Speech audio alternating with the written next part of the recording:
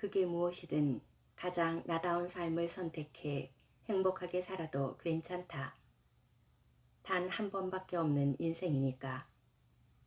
눈을 감았다 뜨면 오늘이 다시 오지 않을 수도 있으니까.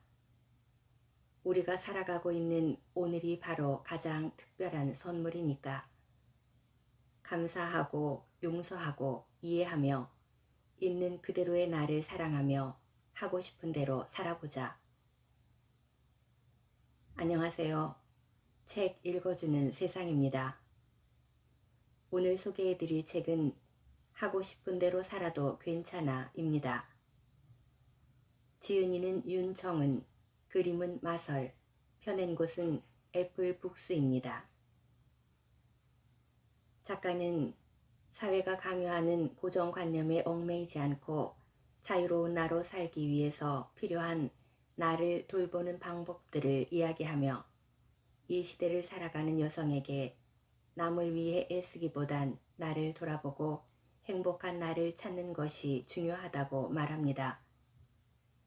내가 좋아하는 일을 하며 돈을 버는 행위를 50대에 시작해도 늦지 않는 장수시대.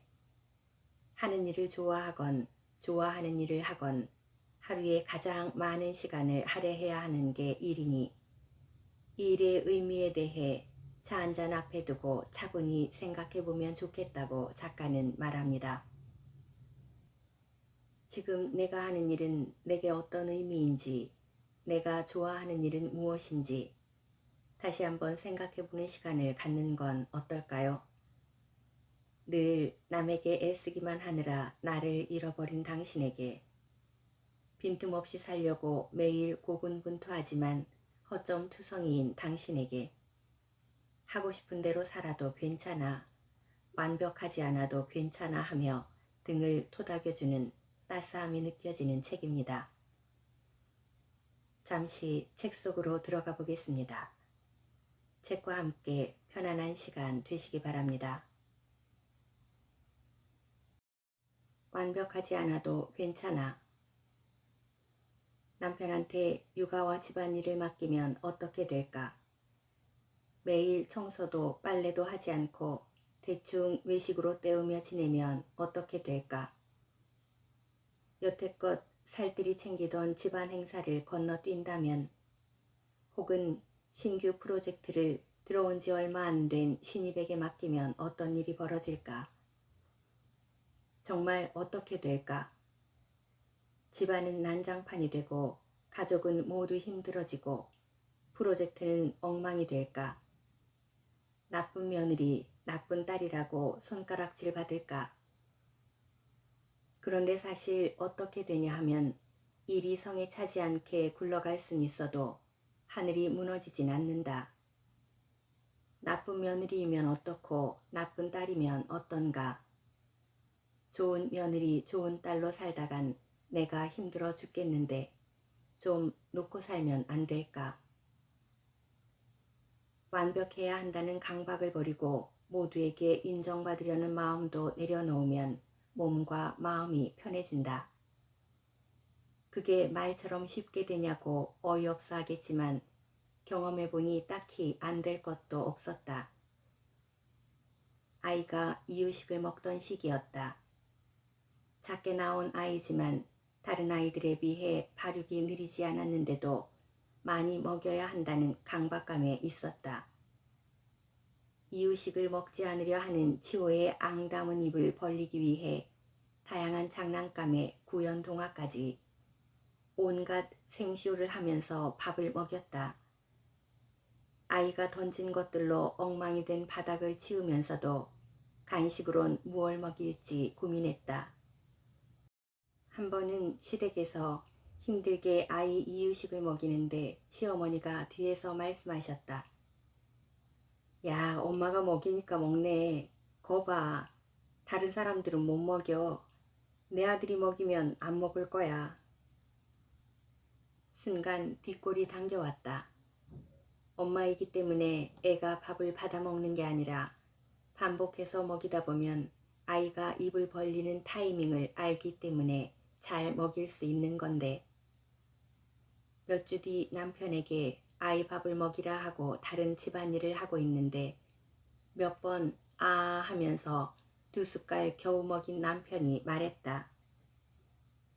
안 먹네. 내가 주니까 안 먹나 봐. 그만 먹이자. 아, 뒷골이야. 이놈의 뒷골은 맨날 당겨 나만 하질 않겠네. 그런데 뒷골 당기는 사건들을 잘 살펴보면 스스로 상황을 그렇게 몰고 간 경우가 적지 않았다. 누굴 탓하랴. 아이를 살찌우고 싶어 힘들어도 혼자 먹여버릇했더니 남편은 밥 먹이는 일은 자신의 영역이 아니라고 생각해 아이가 밥을 잘 받아먹게 할 방법을 찾으려는 생각조차 하지 않게 된 거다. 매번 내가 먹여버릇하니 불쌍하게도 남편은 사랑하는 자기 자식에게 밥을 먹일 기회를 박탈당한 셈이 아닌가. 그래서 나는 아이에게 필요한 식사량을 다 먹여야 한다는 강박을 버리기로 하고 아이가 밥 먹을 시간에 아예 밖에 나가 일을 했다. 남편이 아이에게 밥을 먹일 수 있게 하려고 말이다. 아니, 더 정확히는 남편이 아이에게 밥을 먹이며 시간을 나누고 교감하길 원했다. 일상생활은 대부분 반복 학습의 결과가 아닌가. 우리가 아침에 일어나 화장실에 가고 이를 닦고 간단한 아침을 먹고 일과를 시작하는 이런 행동들도 어려서부터 반복된 학습 때문에 습관화된 것이다. 갑자기 일이 몰린 시기이기도 해서 한 달 정도를 매일 남편이 아이에게 밥을 먹이는 훈련을 했더니 부자간에 점점 호흡이 잘 맞게 되어 솔직히 이젠 나보다 더 잘 먹인다. 내 손으로 모든 걸 다 해야 하고 남에게 맡기기보다 직접 해야 성이 풀린다는 생각은 이제 살짝 접어두자. 잠시 한쪽 눈은 감고 나머지 한쪽으로만 세상을 바라보자. 반만 잘하는 것도 어려운 일이다. 완벽해야 한다는 강박에서 벗어나면 다들 알아서 잘 돌아가는 놀라운 광경을 목격하게 될 거다. 지금 집은 지저분해도 몸은 편해질 것이고 핀잔을 듣더라도 한 귀로 듣고 흘려버리면 된다.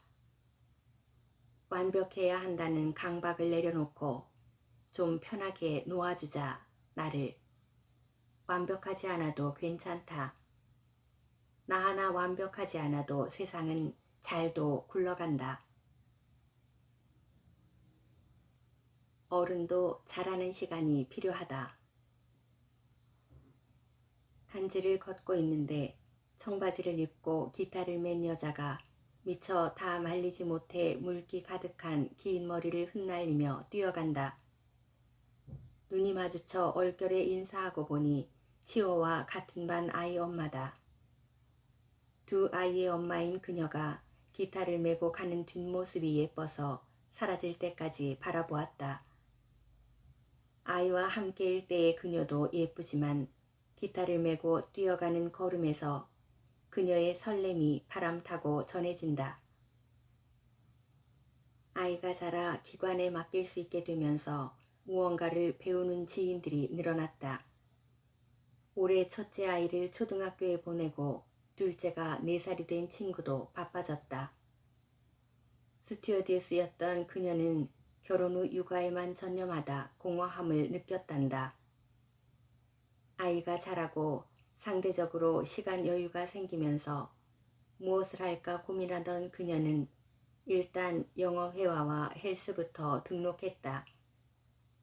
무엇을 하고 싶은지는 모르겠지만 무언가를 하다 보면 하고 싶은 게 생각날 거라는 기대감을 갖고서 사실 가족을 위해 대출금을 갚고 현실에 쫓겨 살다 보면 하고 싶은 게 무엇인지조차 잊어버리게 된다. 원래부터 하고 싶은 게 없던 사람처럼 자기의 꿈은 고이 접어둔 채 달리고 또 달리다 멈추는 순간 화이트아웃 현상이 발생한다. 아무 생각도 나지 않고 머릿속이 하얗다. 여유가 생기면 나는 나를 위해 무엇을 해야 하지?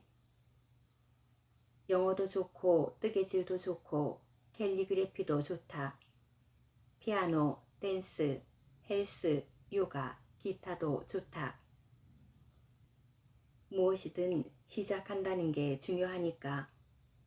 한 학기 동안 수업을 받다 보면 잠들어 있던 욕구도 슬슬 깨어날 준비를 한다. 아내에게 주말에 무조건 하고 싶은 걸 해보라고 했어. 그 사람도 일주일에 한 번은 자신을 위해 살아봐야지.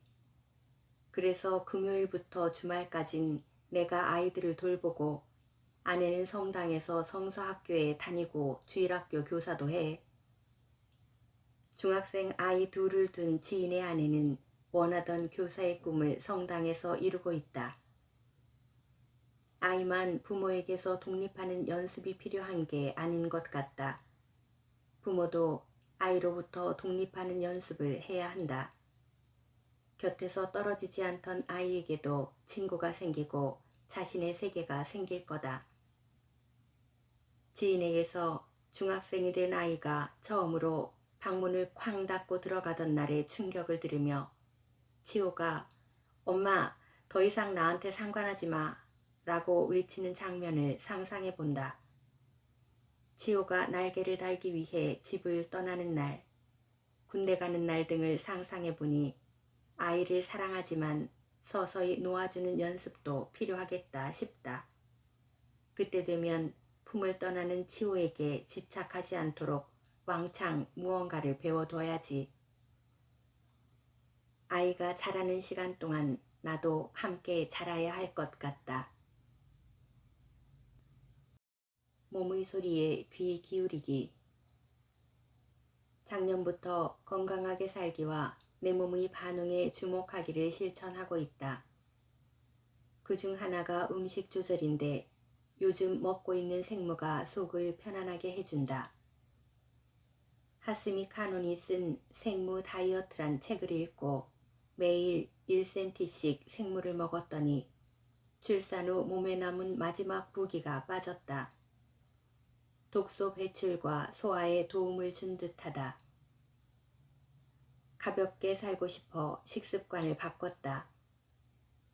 아침에 눈 뜨자마자 고기를 구워 먹을 정도로 육식을 좋아했고 떡볶이, 치킨, 피자, 빵 같은 밀가루 음식과 즉석식품을 입에 달고 살았다.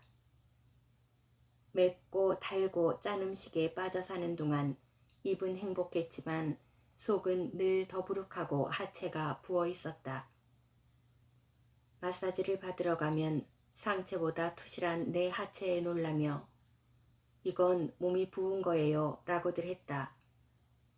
그땐 회원권 끊게 하려는 상술인 줄 알았는데 맵고 달고 짠 음식을 줄이고 빠진 붓기를 보니 사실이었다. 이제 고기보다 생선이 좋고 양념한 생선보다 그냥 구운 생선이 좋다. 고추장과 고춧가루 소금 베이스보다 간장에 물을 타서 약하게 간한 일본식 식사와 채소 생식을 주로 한다. 그래도 좋아하던 음식을 가끔이라도 먹어주지 않으면 안 되니까 주로 사람들과 어울릴 때 맵고 짜고 기름진 음식을 먹는다. 즐거운 이들과 함께하는 식사라면 몸에 그다지 좋지 않은 음식도 좋은 에너지로 바꿔줄 거라 믿으며 맛있게 먹는다. 며칠 과식했다 싶으면 아무 간을 하지 않고 코코넛 오일에 닭가슴살, 애호박, 양파, 피망, 파인애플, 잡곡밥을 넣고 볶아 식사로 200g을 먹는다. 여러 번 볶기 귀찮아서 한 번 볶을 때 10통 정도를 만들어 냉동한다. 적정 체중을 유지하고 즐거운 생각을 하려고 노력한다. 미워할 일이 생기면 그날 해소한다. 쌓아둔 감정은 독소가 되어 몸을 아프게 하니까. 미워하지 않고 이해하고 용서하는 게 가장 좋다는 건 알지만 나를 아프게 하는 사람들을 단번에 용서하는 관용을 베풀기엔 나는 아직 젊고 속이 좁다.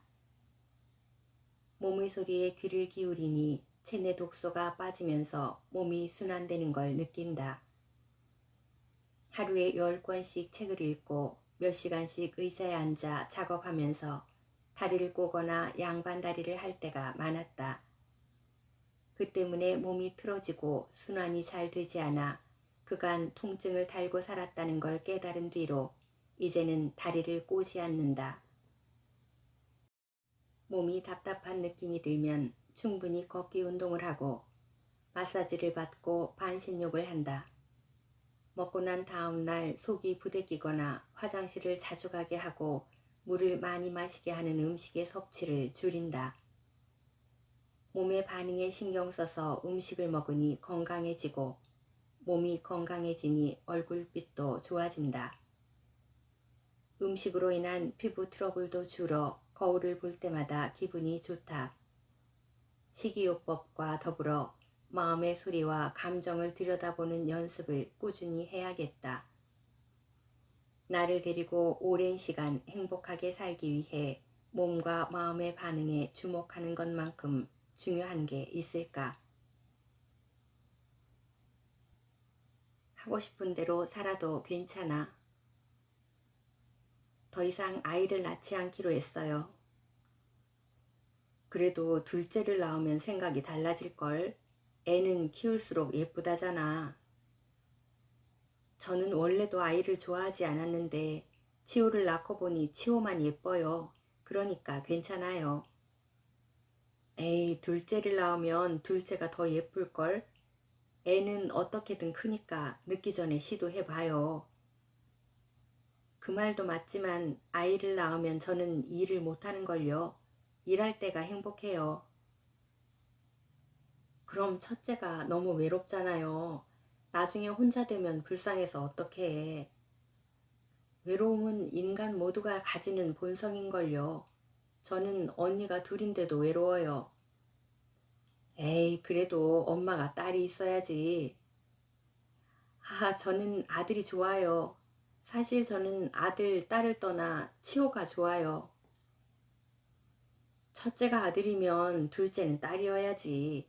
여자는 늙으면 딸이 최고야. 얼른 딸 낳아요. 저 아이 낳다 죽을 뻔해서 임신과 출산 트라우마가 있어요. 괜찮습니다. 원래 첫 딸 낳을 때 힘들면 둘째는 수월해. 그리고 둘이 있으면 잘 놀아. 얼마나 편한데. 사실 저희는 양가 부모님들이 아이를 돌봐주실 수 없으세요. 저희 둘이 양육해야 하는데 둘째가 태어나면 너무 버거워요. 애는 태어나면 어떻게든 크게 돼 있어. 그래도 둘은 있어야지. 끝이 없는 도돌이표 대화다. 이 정도면 대화가 아니라 폭력이다. 우리의 선택으로 더는 아이를 낳지 않겠다고 말했음에도 불구하고 끝없이 아이를 더 낳기 강요하는 저 아주머니는 내 지인도 아닌 처음 본 사람이다. 흥미로운 사실은 처음 본 사람이든 잘 아는 사람이든 가족 구성원은 최소한 4명은 되어야 한다라고 입력된 로봇처럼 아이 이야기만 나오면 둘째를 강요한다는 것이다. 아이를 낳아 키우는 건 정말 기쁜 일이지만 그 기쁨만 가지고 감당하기엔 어마어마한 품과 희생과 헌신이 필요하다. 나도 아이를 낳기 전엔 지금처럼 일하면서 돌보미 아줌마 쓰면 되지라고 가볍게 생각했는데 아이를 낳고 보니 가장 힘든 게 돌보미 아줌마 쓰기였다. 내 집에서 내 돈 주고 내 아이 보는 건데도 행여 아이에게 해코지 할까 노심초사하게 되고 돌보미가 있어도 육아와 가사는 여전히 내가 담당해야 하는 데다 돌보미를 쓴다는 이유로 남편도 육아와 가사에 소홀해지는 건 덤이다. 아이가 이렇게 오랜 시간 혼자 있지 못하고 누군가의 손길이 필요한 존재라는 걸 아이를 낳기 전에는 정말 몰랐다. 노후에 외롭지 않기 위해 둘째로 딸을 낳은 친구들은 입을 모아 예민하고 섬세한 딸 키우기의 어려움을 토로한다. 대신 키워줄 것도 아니고 양육비를 제공해 줄 것도 아니면서 남이 고심해서 내린 결론에 대해 왜 그렇게 쓸데없는 관심을 가지는 걸까? 아이를 데리고 나갔다가 지하철에서 둘째 낳으라고 참견하는 할머니들 때문에 이젠 둘째 있냐고 물어보면 집에 두고 왔다고 그래. 말하고 싶지 않아도 자꾸 물어보는 할머니들 때문에 거짓말까지 한다는 지인의 말을 듣고 웃다가 왠지 씁쓸해졌다. 아이를 낳아야만 사회에 대한 책임을 다하는 거라고 말하는 게 이해되지 않아요. 아이를 낳지 않기로 하고 두 사람의 삶을 즐기며 충분히 행복하게 사는 부부에게 사람들은 어디 문제가 있지 않냐, 더 늦기 전에 시험관 하기를 시도해봐라, 나이 들어 후회한다 등의 참견을 늘어놓는다. 그런 참견에 지친 지인은 마치 아이를 낳지 않는 것이 사회에 대한 도의적 책임을 다하지 않는 것처럼 몰아가는 이들이 이해되지 않는다고 했다. 한번 해봤는데 결혼은 저한테 맞지 않는 것 같아요. 혼자 살래요. 10년을 연애하면서 서로를 속속들이 안다고 생각했다가 결혼한 지 2달 만에 이혼하며 결혼이란 제도에 진저리를 치는 지인에게 사람들은 더 노력해보지 경솔했다. 다른 사람들은 다를 것이다. 시간이 지나면 생각이 달라질 거다 하며 재혼을 강요하는 입방정을 떨어댄다. 저는 비혼으로 살기로 했어요.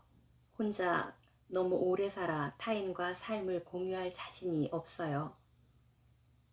지금의 자유를 포기할 만큼 사랑하는 사람이 생기지 않는 한 혼자 살겠다는 지인에겐 결혼을 해봐야 어른이 된다. 막상 결혼하면 생각이 달라질 거다. 늙으면 외롭다 등의 이유를 들어 결혼을 종용한다. 일하면서 아이를 키우는 거야? 힘들겠다. 아이는 엄마가 키우는 게 최곤데. 집에서 애만 보는 거야? 이젠 아이도 많이 자랐는데 돈벌이를 해야지. 집에서 놀며 뭐해. 어떤 삶을 살아가건 사람들의 참견이 문제다. 가만히 응원해주는 방법을 모르는 사람들처럼 입방정을 떤다. 우리나라 사람들처럼 남의 선택에 대해 사사건건 간섭하는 이들이 또 있을까? 하고 싶은 대로 살기 위해 필요한 것은 책임져 주지 않는 타인의 무례한 말에 상처받지 말고 휘둘리지 않는 굳건한 태도가 아닐까. 꼭 결혼과 아이에 국한된 문제가 아니더라도 우리가 하고 싶은 일을 이야기할 때 100% 지지받거나 공감받을 경우는 거의 없다. 그래서 모두가 안 될 것이라 이야기하면 나는 은근히 즐겁다. 안 될 것이라 믿으며 아무것도 시도하지 않고 시시하게 입으로만 인생을 사는 이들 말에 딱 반대로 행동하는 청개구리처럼 기어이 하고 싶은 일은 이루고 말 테니까. 하고 싶은 대로 살아도 괜찮다. 그게 무엇이든 가장 나다운 삶을 선택해 행복하게 살아도 괜찮다. 단 한 번밖에 없는 당신의 인생이니까. 눈을 감았다 뜨면 오늘이 다시 오지 않을 수도 있으니까. 우리가 살아가고 있는 오늘이 바로 가장 특별한 선물이니까. 감사하고 용서하고 이해하며 있는 그대로의 나를 사랑하며 하고 싶은 대로 살아보자. 충분히 그럴 자격이 있다. 그저 나라는 이유만으로. 지금까지 책 읽어주는 세상이었습니다.